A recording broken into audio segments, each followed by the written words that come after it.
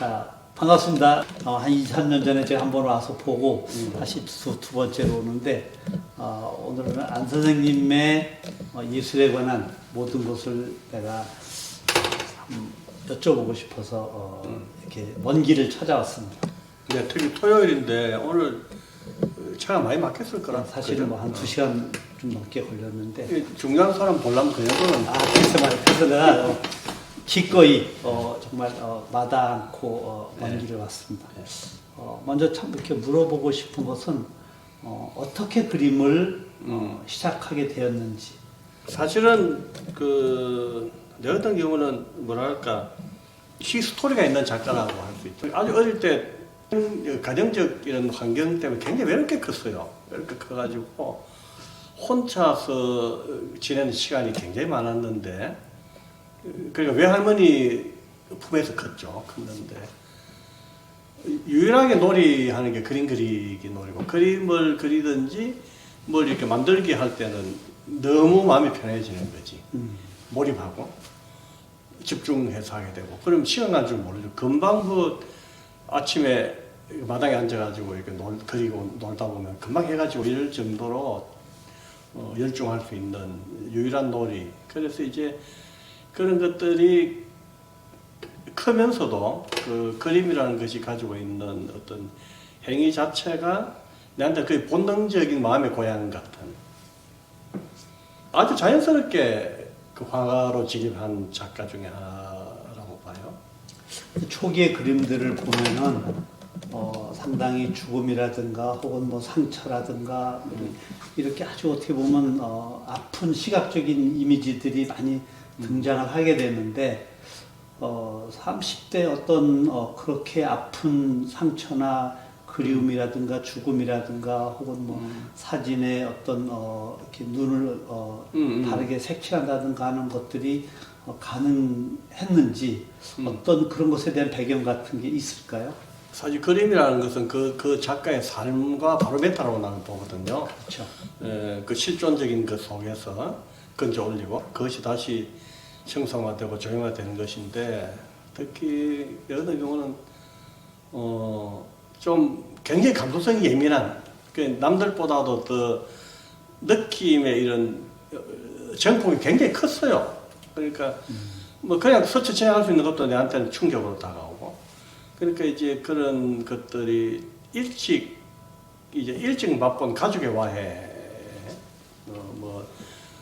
가족사가 돼서 지극히 작은 사적인 그런 사연에 대해서 공개적으로 밝힐 수는 없는데, 가족사가 속에 이제 그 어린 나이에 가족이 와야 되고, 할머니 품에서 크고, 그러면서 느꼈던 그런 좌절과 어릴 때 가질 수 있는 그런 소년 시절의 감성이 예민한 시절에 느낄 수 있는 그런 고독감 같은 거 있잖아요. 그런 것들이 이제 그림 속에 밀려 나오기 시작하고, 왜 내가 그림을 어릴 때부터 그리기를 좋아했냐면, 내 속에 있는 내가 느끼고 있는 그런 감정들이 그림 속에 표현되기 때문에 속에 응어리졌던 것들을 그림으로 뱉어낼 수 있다는 유일한 도구, 일기 속에 모든 이야기를 적듯이 나는 그림 속의 일기처럼 내가 가지고 있던 하루하루의 기억들, 그리고 그 유년기, 청소년기 시절에 느꼈던 그런 아픔이나 기억들을 그림 속에 뱉어내기 시작했던 것이고, 그런 것들이 이제 자연스럽게 나는 일찍부터 화가라고만 생각했지. 어릴 때부터 내가 화가로서의 길을 가는데 갈등 같은 건 없었어요. 그러니까 이제 자연스럽게 그런 내적 자아에 대한 여러 가지 일들이 조형적으로 만들어지는 거죠. 그러니까 내가 불행했던 것들, 또 내가 아파했던 것들, 또 이웃의 죽음이라든지, 특히 작가들마다 이렇게 왜 나는 감각이나 촉을 더듬이라고 이야기하는데, 나는 사회에서도 응답을 향한 더듬이가 훨씬 더 민감하게 발달한 작가가 아닌가. 그게 처음에는 개인사를 통해서 내적인 어떤 것들을 표현하기 시작했다면, 그런 것들이 사회적으로 눈이 돌리고 사회성을 가지게 되고, 그러면서 이제 내적인 나이와 같이 내적인 성장과 함께 그림도 사회적으로 눈을 돌리게 되는 그 어두운 쪽을 바라보게 되고 그 어두운 것들을 조용화시키는 것들 뭐 우리나라의 역사나 아니면은 그 여러 가지 환경적인 그런 속에 죽음이나 삶이나 이런 것들이 그림 속에 항상 이 사람이라는 것이 항상 그림자를 달고 다니듯이 일찍부터 죽음이라는 것은 항상 내 옆에 있다라는 것을 체험과 어떤 충동적인 예감을 통해서 느꼈던 작가이죠. 근데 청소년기에 어쨌든 그림을 좋아하고 미술을 하고 싶어 했으면은 충분히 미술대학을 지망하고 갈 수도 있었는데 경제적인 뭐 사정이나 어려움 때문에 안 가신 건지 내가 이미 충분히 그림을 잘 그려낼 수 있기 때문에 미술대학을 가지 않은 건지 어떤 부분이었나요? 이것저것 다 조금씩 섞인 것 같은데 사실 중학교 졸업식 하는 날 집에서 독립했거든요. 일찍 독립을 해가지고 학비를 벌고 학교를 다녔으니까 세상살이를 많이 한 거죠. 그래서 이제 학교도 야간으로 옮겼다가 주간으로 옮겼다가 다시 또 등록금이 없어서 제적도 당했다가 제적을 당했는데 우리 미술 선생님이 1년 동안을 미술부를 애들을 풀어서 나를 찾아다닌 거지. 1년 후에 다시 학교에 끌려가서 장학형으로 다시 이제 그 미술 선생님이 야 그래도 무슨 아가 고등학교는 졸업해야지 사람 구실을 하지. 그래 나는 뭐 그때 그 제도권이라는 자체가 나는 너무나 끔찍하기 싫었기 때문에 학교라는 자체가 그 권위주의적이고 사실은 뭐 배우는 것들이 너무 뻔했어요. 내가 알고 싶은 건 하나도 안 가르쳐주고. 그래서 이제 내가 졸업한 고등학교가 미술 명문이에요. 그러니까 뭐 서울에 아주 명문 대학만 쫙쫙 학교는 지방에 부산에 있었지만 명문 대학만 다 갔던 그런 학교인데 그 비싼 등록금을 주면서 갈 이유가 없다는 거지. 그리고 뭐 자신만만했죠. 화가가 그림만 잘 그리면 됐지. 뭐 더 이상 뭐가 필요해. 그런 생각. 그런 것들이 너무나 내 자신이 걸어가는 길에 확고한 신념이 있었기 때문에 또 그런 것들이 오늘날의 안창호를 만들었다고도 볼 수 있지만 사실 좀 무모한 생각이었다고도 볼 수 있어요. 그 시절에 선택하고 결정했던 것들.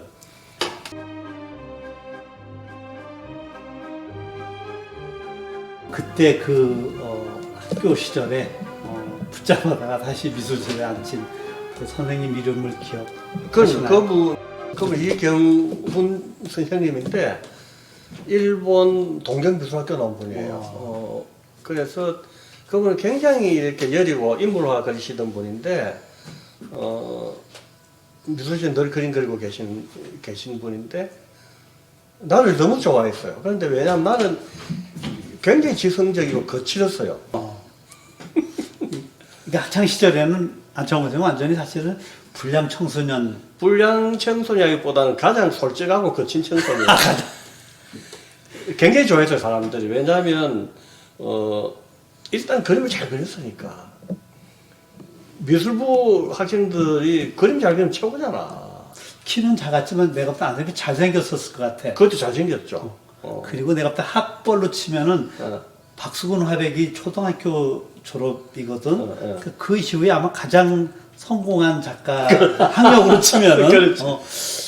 아마 거의 그럼. 나는 내가 볼 때 안창호 선생은 어떻게 보면 정말 한국의 프란스 베이컨 같은 그런 예술 세계를 가지고 있는 아주 보기 드문 작가라고. 그리고 이게 이 세상의 바다라는 게 그림은 지식으로 그리는 게 아니에요. 지식은 지혜를 뒷받침해주기 위한 작은 역할밖에 못 해요. 지혜가 필요한 것이거든요. 자기 성찰이 필요하고. 그거는 세상에 다 흩어져 있어. 그 찾아내면 돼. 근데 어떻게 선생님이 그렇게 그림은 지식으로 그리는 게 아닌 거라는 거를 어떻게 이렇게 많이 배우지 않는데도 잘 알아요? 그렇게 이야기하잖아. 지식으로 알게 되는 것이 아니라고. 깨달음으로 알게 되는 거죠. 그리고 천재라고 이야기하는 건 아니에요. 천재적인 가능성을 충분히 가지고 있어요. 위에서 내려오는 계시가 있어요. 네. 로컬한 지역에서 시작하는 거죠. 그리고 나는 예감과 충동으로 그리는 작가거든요. 그 다음에 그런 것들이 이제 여러 가지 어떤 상황의 지혜로움이나 지식이 곁들여지면서 미술 사적인 맥락도 찾아가고 이렇게 되는 것이지 거의 본능적으로 붓을 잡고 그리는 작가예요.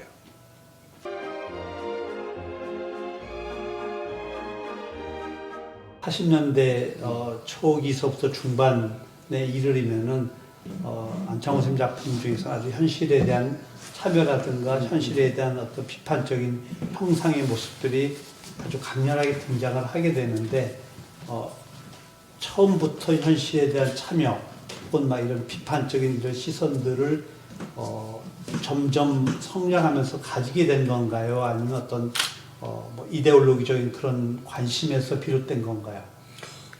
일찍 세상살이를 했잖아요. 그러니까 이제 고등학교에 다니면서 국제시장 핸드백센터 같은 데서 그림도 그려봤고 가장 굉장히 고된 노동이거든요. 고된 노동이고 그런 걸 통해서 임금을 받으면서 임금에 대한 불합리성이나 또 여러 가지 굉장히 하층민으로서 가난한 고학생이 느낄 수 있는 사회에 대한 부조리 같은 걸 일찍 체험한 거죠.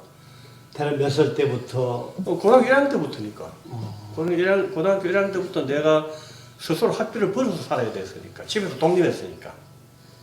그래서 이제 그전에는 내 개인의 사적인 내용의 어두움과 아픔을 표현했다면 세상에 눈을 뜨고 세상의 부조리한 것에 대한 시선이 확장되면서 세상으로 확장되면서 그림 자체도 사회성을 가지게 되는 거죠. 그 어두운 면이 개인이 경험한 사적인 죽음이나 그런 어두운 쪽이 사회성을 가지게 되고 시선이 넓어지기 시작한 거죠. 자연스럽게. 그거는 뭐 이데올로기적이다 이런 거 전혀 달라요. 다르고 체험을 통한. 근데 그럼에도 불구하고 나는 그런 작품들에서 많은 사람들이 공감을 갖고 설득력을 갖는 경우는 그 작품들에게 보여지는 작가의 어떤 절제된 감정이라든가 분노 이런 것들이 정말 아주 폭발적으로 막 내보이기보다는 절제된 감정과 아주 이성적인 이런 그 작가로서 정말 정제된 그런 언어들이 화폭에 살아나니까 사람들에게 감동을 주는 거거든요. 네. 그래서 그런 얘기들을 해요. 배우는 절대 무대에서 감동을 스스로 하면 안 된다. 보는 사람들에게 그런 감동의 힘이나 이런 것들을 보는 사람들에게 줘야 된다고 얘기를 했어요. 네. 근데 나는 안창호 선생님 작품에서 그런 것을 느끼는 거예요. 그러니까 작가가 다 감동하고 흥분하는 것이 아니라 작가의 감정이나 하고 싶은 메시지 이런 것이 너무나 절제되고 응축된 그런 것이 화폭 속에서 살아나니까 많은 사람들에게 오랫동안 감명을 주고 좋은 작가로 불리는 이유가 나는 거기 있다고 봐요. 그래서 그림이라는 게 웅변이나 외침도 물론 필요할 수도 있겠지만 내가 생각하는 예술은 그림은 그것이 아니거든요. 그림 자체로서의 울림이나 감동을 원하는 것이거든요. 그거는 일테면 이런 거죠. 뭐 어떤 영화 속에서 어떤 너무나 깊은 슬픔을 표현하는데 어떤 사람은 눈물을 흘리고 발광을 하면서 울고 어떤 사람은 눈물을 삼키는 그런 두 배우가 있다 할 때 내면 연기와 외향적인 연기가 있다 할 때 그거는 뻔하잖아. 어느 쪽이 더 감동이 갈지. 그림도 같이 적용된다고 봐요. 그럴수록 작가에게는 고통은 더 심하지. 더 심하고 더 힘들지만 그런 것들을 응축되고 깊게 깔아앉히고 표현해낼 수 있는 조용 언어를 찾게 되는 것이죠. 그렇게 해야만이 외치는 그림보다는 훨씬 더 상대방에게 울림을 더 줄 것이라는 걸 아는 거지 내 스스로.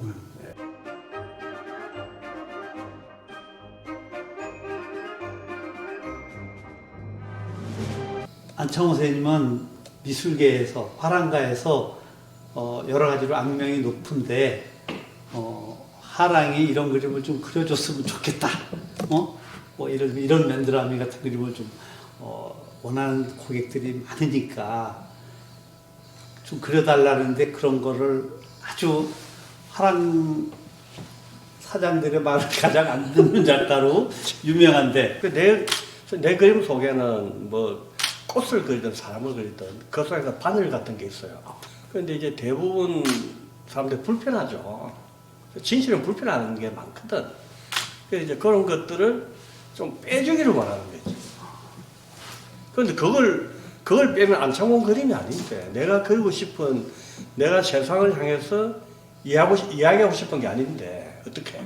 그래서 어쨌든 뭐 그 지난번에는 맨드라미 꼭 뭐 맨드라미보다 꽃을 통해서 세상사 이야기를 하고 싶어서 사실 그것도 뭐 예쁜 꽃들은 아니에요. 굉장히 우울한 꽃인데 자빠지고 뭐 시들고 뭐 다 그런 거지. 그런데도 사람들 좋아요. 왜냐하면 안창호이 꽃을 그렸기 때문에.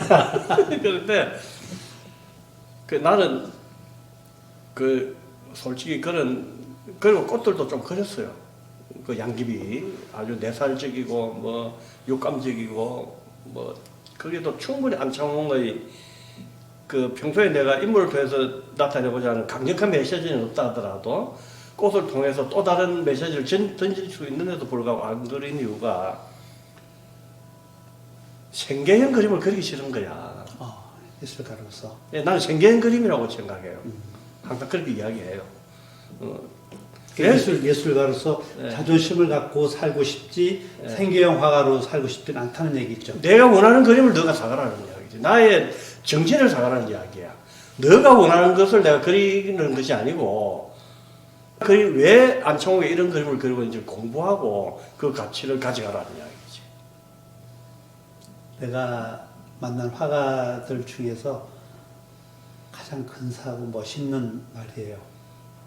예술가는 그런 자존심 하나로 사실은 존재하는 건데 그런 철학을 갖고 여태까지 살아왔다는 것에 대해서 참 경외로운 그런 감정을 내가 갖게 돼요. 그래도 살짝 그리기는 그렸어요. 그래도 내가 알기로는 많이 그려달라는데 하나도 안 그려줬다고 나한테 투덜투덜 대더라고. 그럼요. 거의 뭐 안 그리셨죠. 뭐 그런 그림들을 솔직히 100호짜리 뭐 10개씩 15개씩 이렇게 해가지고 7년을 기다린 사람도 있어요. 내가 전화를 받고 마당에서 전화를 받고 예 미안합니다 그러니까 마치 마누라가 반찬 들고 들어왔다가 당신이 뭔들 쩔쩔매는 사람이 다 있나 그러는 거예요. 그래서 우리 마누라도 아는 부산에 있는 갤러리 사장님이었는데 전화를 바꿔줘 버렸어. 그랬더니 전화 받고 얘 정말 그러네요 하더니 쩔쩔매게 돼 있네 이러면서 7년을 한 점도 안 그려주고 이 양반은 값을 돈을 다 받았다가 다 돌려주고 뭐 그런 분도 있어요. 그러니까 뭐 사실 성질이 좀 못된 거지 내가. 타협 불가능한 부분이 있어요 저한테는. 예. 성질은 못됐지만 작가로서는 가장 멋있는 작가가 사실은 이 세상에 대해서 발언할 수 있는 것이 자기 화폭 속에서 자기의 목소리를 색채로 풀어내는 건데 그렇죠. 그걸 뭐 어떤 노래를 불러달라고 한다 그러면 참 예술가로서는 곤혹스러울 수 있다고 봐요. 그런데 왜냐하면 이 세상에 너 혼자만 화가가 아니고 다 자기 나름대로 역할이 있어요. 그런 사람들을 위안해 줄 수 있는 그림도 있고 또 굉장히 다양한 종류의 화가들이 서식하고 있고 또 굉장히 다양한 종류의 화가들 속에서 그림을 선택할 수 있잖아. 그럼 그런 작품을 선택해서 벽에 걸면 돼. 나는 내가 하고 싶은 걸 하겠다는 이야기지. 네. 정말 멋있습니다.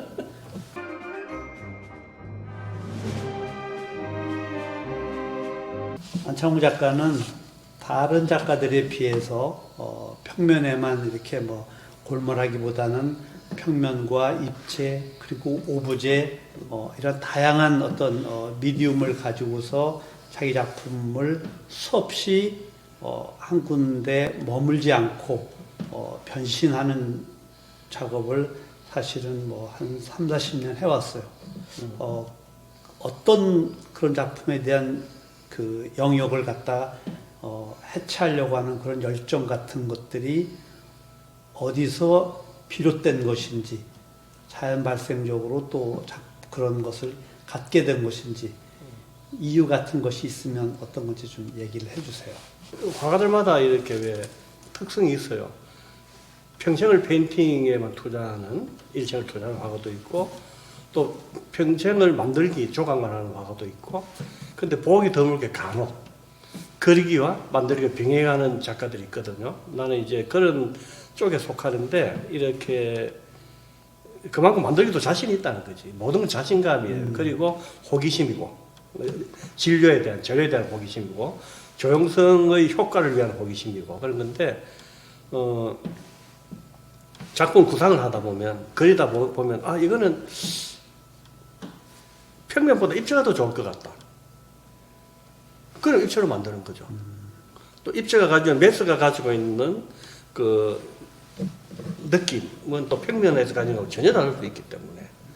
그리고 요즘 특히 더 본격적으로 입체를 많이 하는 이유가 있는 게, 내가 생각하는 입체는 그냥 작게 그냥 소규모적으로 이렇게 옛날에 조금씩 만들어 왔는데, 그게 크게 만드는 거는 사실 경제적인 여건이 뒷받침을 해줘야 되거든요. 그래서 젊었을 때 크게 만들고 싶었던 것들을 엄청나게 에스키스를 많이 해놨는데, 나이가 들면서 기억은 흐릿해지고 더 이상 미룰 수가 없는 거죠. 그리고 이미 이제 경제적인 것은 내가 원하는 만큼은 뭐 돈을 축적해 두겠다는 것이 아니라, 내가 원하는 재료를 샀을 만큼은 여러 개 되는 거죠, 지금은. 그래서 한 몇 년 전부터 본격적으로 만들기 시작한 거지. 그래서 그런 것들이 이제 경남 도립미술관 같은 데서 그렇죠. 개인전하고 할 때 사실 엄청난 스케일, 그렇죠. 큰 작품들을 했잖아요. 예, 엄청나게 했죠. 그리고 그것을 사실은 지속적으로 더 하고 싶어요. 더 하고 싶고, 그 주변에서도 안창호가 입체를 만든다고 하니까 사실 궁금해하기도 하고, 뭐 화가가 나이가 들었으니까 어깨에 힘 빠지게 그림이나 좀 더 많이 그려놓지 않은 작가들도 있긴 했었지만, 경남 도립 전시 그 현장에 와서 보고는 다들 긍정적으로 평가를 했죠. 그리고 그게 이제 내가 가진 장점은 조각과 회화의 중간지대쯤 된다고 할까. 입체 회화로 나는 봐요. 그 거대한 형태 속에 전부 페인팅으로 색깔을 다 일일이 칠해서 내 스스로 그 몸소 다 사다리 타고 오르락내리면서 그림을 색깔을 칠했기 때문에 전혀 다른 또 다른 감동이 있는 거죠. 예.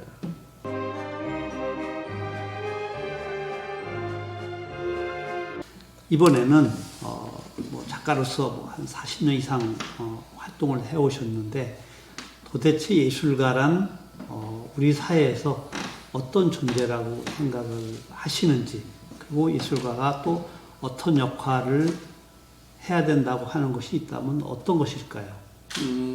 어릴 때도 이렇게 왜 화집들, 외국 훌륭한 작가들 사례들 화집을 보다 보면 기억에 남는 건 역사적인 사건을 그 시대의 통증을 그린 작품, 예를 뭐 피카소든 게르니카라든지, 고야 그림의 스페인의 학살이라든지, 그래서 나는 아까도 이야기했지만은 밝은 쪽보다는 어두운 쪽에 더 촉각이 민감하게 발달돼 있고, 그리고 개인사가 결국 사회를 향한 시선으로 발전돼 왔고, 그래서 이제 더 어두운 쪽을 더 집중하고 있는지 모르겠지만, 나는 이렇게 생각해요. 어떤 예술가의 작품을 통해서 그 시대를 유추해 볼 수 있다면, 그게 나는 올바른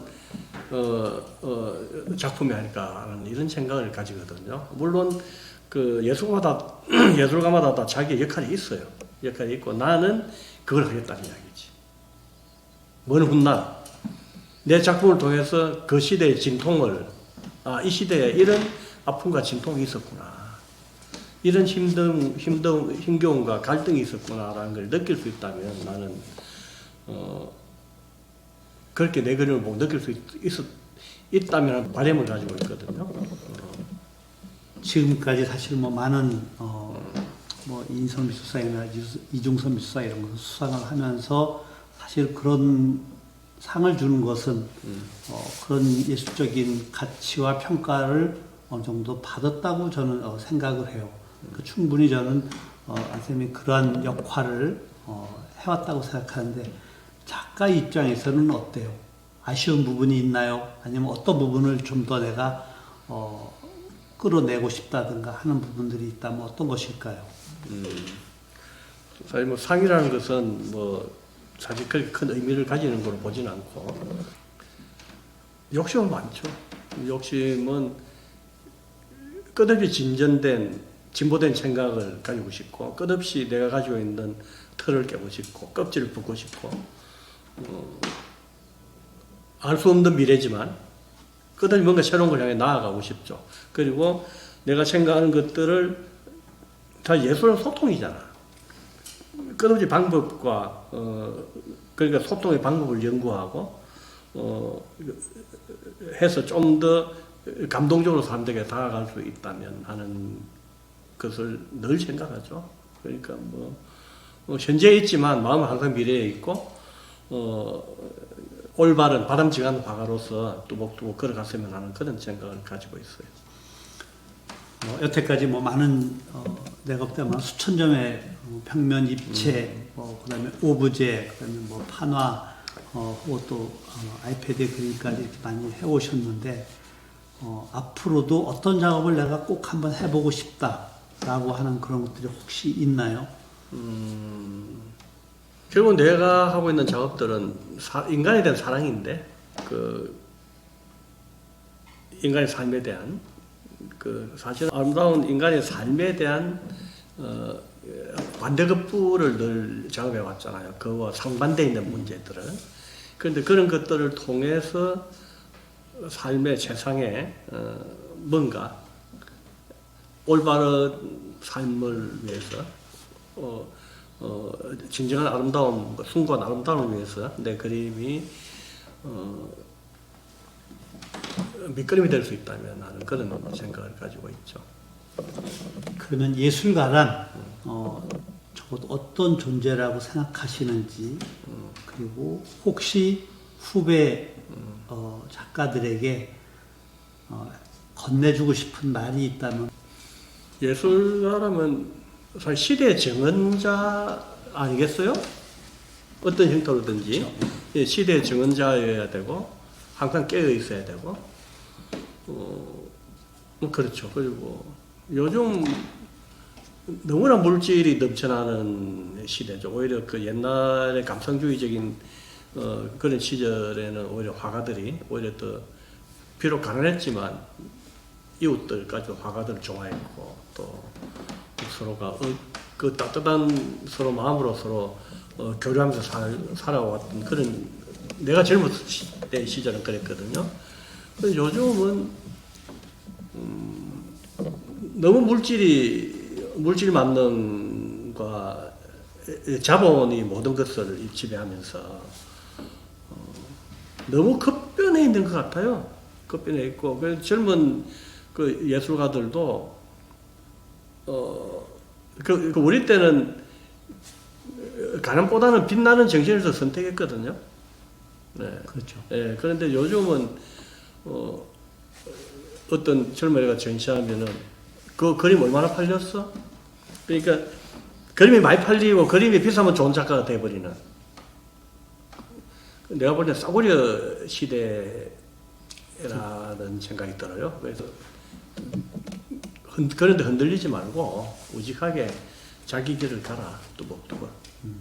아마 최근에 그 유령 패션 작업을 해서 더 많은 매스컴뿐만 아니라 그 컬렉터들이나 미술계에서 화제가 됐는데 아마 이런 작업을 하시게 된 어떤 배경이 있다면 어떤 것인지 아마 내가 볼 때는 데이비드 하크니가 아이패드를 가지고 작업을 한 이후에 한국에서 첫 번째 작가인데 저는 만만치 않다라고 보는데 안 선생님은 데이비드 하크니보다 훨씬 더 낫다고 보시죠? 그럼요. 당연하지. 그런데 이제 사실 유령 패션이라는 자체가 사실은 그 패션이라는 게 특히 자본주의에서 부의 상징이고 계급의 상징이고 최상위 하이 클래스들이 즐겨 누릴 수 있는 게 패션이잖아요.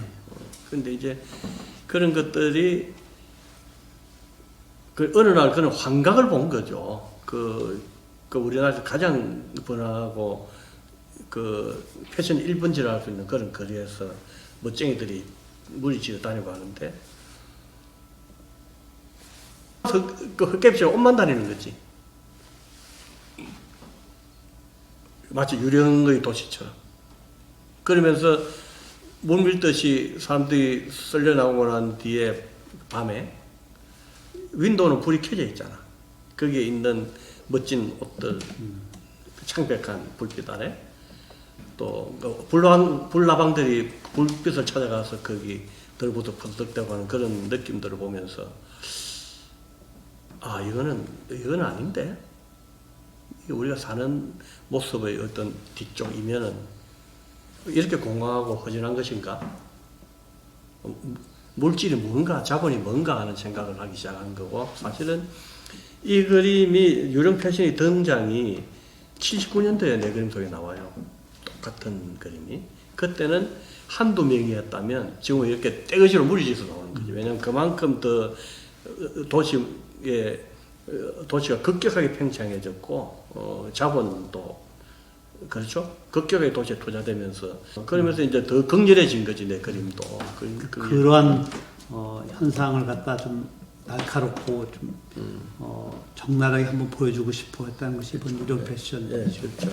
많은 사람들이 아마 보고 색감이라든가 그런 것에 대한 선택도 그렇고 혹은 아이디어라든가 혹은 이렇게 머리 같은 것을 두지 않는 그러니까 실체를 드러내지 않는 어떤 허영이라든가 환상 이런 것들을 보여줬다는 점에서 많은 사람들이 관람객들도 그렇고 전문가들도 놀라워하더라고요. 그렇지. 그리고 또 그 작은 스마트폰 하나로 그린 거잖아. 네.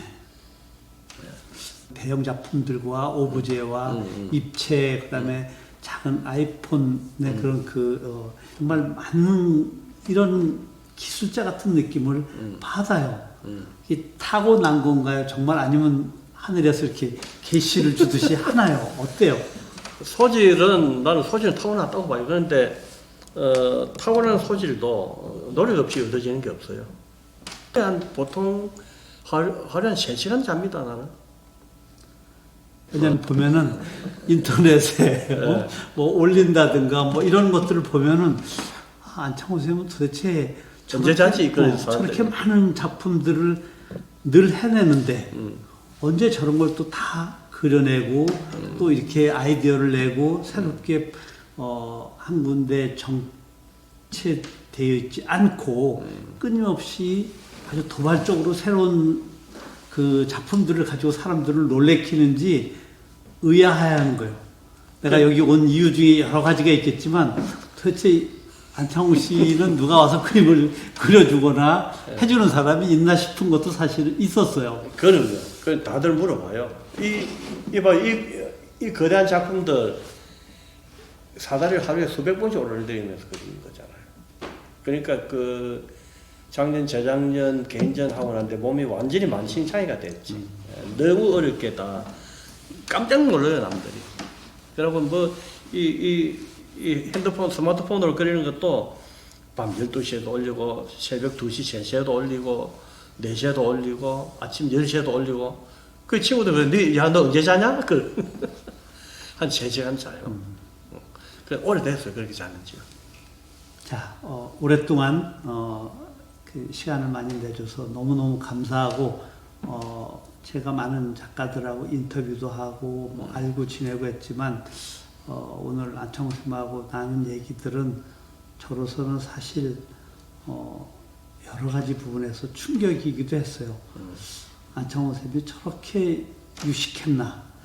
저렇게 명구들을 저렇게 다 숙지하고 예술가로서 살아왔구나.